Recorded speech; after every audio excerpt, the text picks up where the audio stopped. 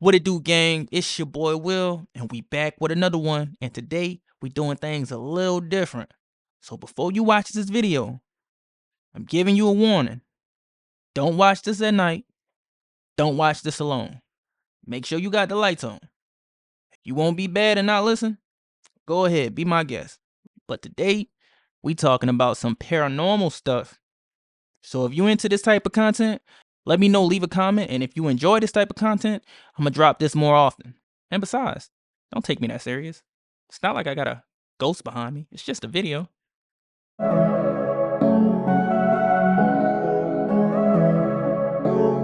right, y'all. So last night I picked up at the hospital. I had this patient that was having a little bit of a hard time. So she pretty much was having a hard time getting to sleep. And so I was taking my vitals again at the end of the shift, and I'm zipping and ripping and running around. And so I get to her room and she looks at me and she was just like, "Did you walk in here about 3 or 4 o'clock in the morning?" I was like, "No." She's like, "Was there a sitter? Like, did the nurse come in here?"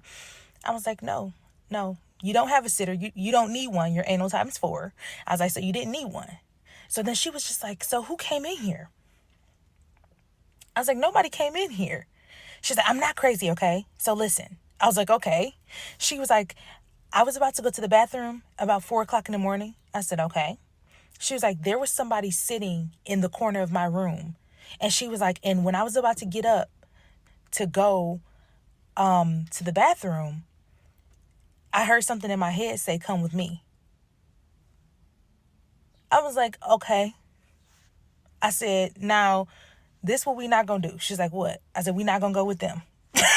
So if they tell you that again, I'm gonna need you to say no. Say hell no. My brother strongly believed that there is a ghost that followed him everywhere he go up until this day. So here's the backstory. My mom had 4 children, Antoine, Anthony, Latrice, and me. So by this time, my mom was living in Cleveland, Ohio, and she had her first son by the name of Antoine. She was about 16, 17 years old when she birthed this child. So she had a neighbor by the name of Mrs. McGraw. And this is where the story gets very interesting. Mrs. McGraw was an elderly lady, but however, she loved and was infatuated with Antoine. She would keep him, babysit him. She would do anything for that baby. But the thing about it is, Mrs. McGraw became very ill. You know, she was elderly, so she was getting sicker by the day. My mom's son, Antoine, got sick as well, and she took him to the hospital. Now, this was during the 80s. And during the 80s, any baby that had a fever or was sick or just wasn't feeling well, they automatically said it was meningitis. And so she allowed them to do a spinal tap to draw some fluid off his spine. It might have could have been fluid or blood, but I'm not sure. And remind y'all, Antoine was 6 months when he got a spinal tap. And after that happened, my mom proceeded to say that she was outside listening and she heard the doctor say, "We him. And I'm not going to say the word, but y'all get my drift. So they handed my mom's 6-month baby back to her. And she said when she got him, blood was coming out of his diapers, out of the crease of his diapers. You can only imagine a young mother who just became a mom who lost their child by trusting the medical profession. But that's not where we're headed. So after they had unalived my brother, and my mom went back home after all this had happened, and Mrs. McGraw was so ill that she ended up going to the hospital, and that's where she later on passed away at. But during that time, she never told Mrs. McGraw that what happened to Antoine is because she didn't want her to, stress and worry when she's already on her sick bed, okay? So make a long story short, my brother comes along. My mom had him a few years later, 2 years later. And when he turned about 7 or 8, now remind y'all, we're still living in this house in Cleveland, Ohio. And this is where the story gets interesting. Y'all know those mirrors back in the 80s where you can flip, you can stand them up, but it's like a mirror you can flip. Well, my brother was standing in that mirror. Remind you, my mom never mentions Mrs. McGraw's name to anyone ever again. She never said anything about her name to my brother or to me. So one day my brother was standing in the mirror and he proceeded to see this woman, and he took off running downstairs, and he told my mom, like, Mom, it's a woman in the mirror. She was staring at me, she was looking at me, and she kept on going like this. Like she was adoring me, like she just loved me so much. Now remind y'all, this is the spooky part, because he started to describe the woman. And he described how Mrs. McGraw looked, what she was wearing, how her hair was, how her face was, her skin complexion, everything. That's why it is scary. My mom kind of panicked because she knew that he was talking about Mrs. McGraw, and she never told him how Mrs. McGraw looked. It was never no pictures around the house. Nobody knew how this woman looked. And so my brother still to this day believes that Mrs. McGraw followed him everywhere he go. And it's, to be honest, he does have this supernatural feeling. He can go into someone's house and be like, yeah, there's a ghost here, there's a ghost there. I don't know. What do y'all think about that? Do y'all think it's Mrs. McGraw that is following him everywhere he go? And because she maybe don't know that Antoine actually passed away, and she thinks... This is a true story that my coworker told me one day when we were sitting around on break having a conversation about whether or not we believed in ghosts, and it genuinely freaked me out. So he said back when he was a freshman in college, there was this dorm building on his campus that had been completely shut down. The building had been closed shortly after a tragedy had taken place there, where a young woman who was a freshman at the school had unalived herself in her dorm room. So one night, my coworker and one of his college buddies are just sort of roaming around campus looking for something to do when they suddenly find themselves by this building. Now, they had heard the story about what had happened in there, and they knew that the school had closed the building off to any students, but being young, adventurous college kids, they kind of looked at each other and were like, screw it, let's see if we can get in there and explore the place. To their surprise, they actually managed to get into the building pretty easily. And once they were in there, they saw that most of the furniture had been cleared out, lights were off, and even many of the doors inside were deadbolted. So it was clear that no one had been living in that building for quite some time. So they continue exploring the place, just walking up and down the halls and checking out the different rooms, or at least the ones they could get into. Eventually, they found themselves on this one floor of the building that had pretty much nothing but dorm rooms.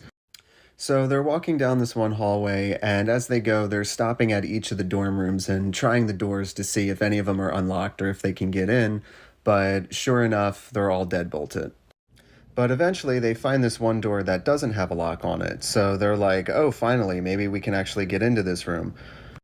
So they try to open it, but for whatever reason, they can only seem to get the door open by like a couple inches. In his own words, he said it was as if someone was on the other side of the door trying to hold it shut. So they're standing there struggling with this door, trying to open it, but it won't budge, and they're looking at each other like, what the hell's on the other side of this door that's blocking it? Eventually, they just get fed up and they say, you know what, let's just move on and try to explore some other rooms. But as they start to walk away, they hear the door behind them slowly creak open. Now, his buddy who's with him is just immediately spooked and just takes off running and just kind of leaves him behind. But my coworker has the opposite response, and he actually freezes there for a moment before he slowly turns around, and when he does, he sees that, sure enough, the door is open and that there's actually a young woman standing in the doorway. And unlike his friend, he wasn't scared, he actually felt bad, so he immediately starts apologizing to her. He's like, oh my God, I'm so sorry. Like, my friend and I were just exploring this place. We thought it was closed down. We didn't think anybody was living in these rooms. Like, we're really sorry for bothering you. I hope we didn't scare you at all. And the girl was actually really cool about it. She didn't seem upset at all. She told him that it was okay and that she understood, and even introduced herself and began to strike up a conversation with him. So they start making small talk, just talking about, you know, that they're both freshmen and where they're from and, you know, what their majors are and just things like that. And eventually she tells him that she had actually transferred from another school but is now living on this campus and that this is her dorm room. And it was on that note that my coworker goes, yeah, speaking of that, why are you living in this particular dorm room? Because this whole building is supposed to be shut down and all the other doors on this floor are deadbolted shut. Like, you're the only one who lives on this entire floor. And he said she was just very sort of nonchalant about it and kind of just looked at him and went, "Oh, really? Well, I don't know," and basically just brushed it off like she didn't know what he was talking about. So he thought that was kind of weird, but he figured whatever. He didn't want to press her on it too much, so he continued just making small talk with her. But as he continued making small talk with her, he said eventually his eyes kind of started to drift past her and look behind her into the room. And it was then that he noticed that the room was completely empty. There was no furniture, no bed, no desk, no personal belongings. It was just a completely bare, empty room. So once he notices this, he's just immediately really confused and weirded out. So he tells her, you know what, I should probably get going. I gotta go find my friend, but it was nice meeting you. So they say goodbye, and he leaves and catches up with his friend and tells him all about that sort of both normal but weird exchange that he just had with this girl. So days go by, and he's still just trying to wrap his head around this weird interaction, and he eventually gets to the point to where he's like, you know what, I'm gonna look up that case where the girl had unalived herself in that dorm building. So he looks it up, and he finds the name of the girl who had passed away in there. And sure enough, it was the same name as the girl that he had talked to that night. He said him and his friend have never gone back into that building and that it's still abandoned till this very day.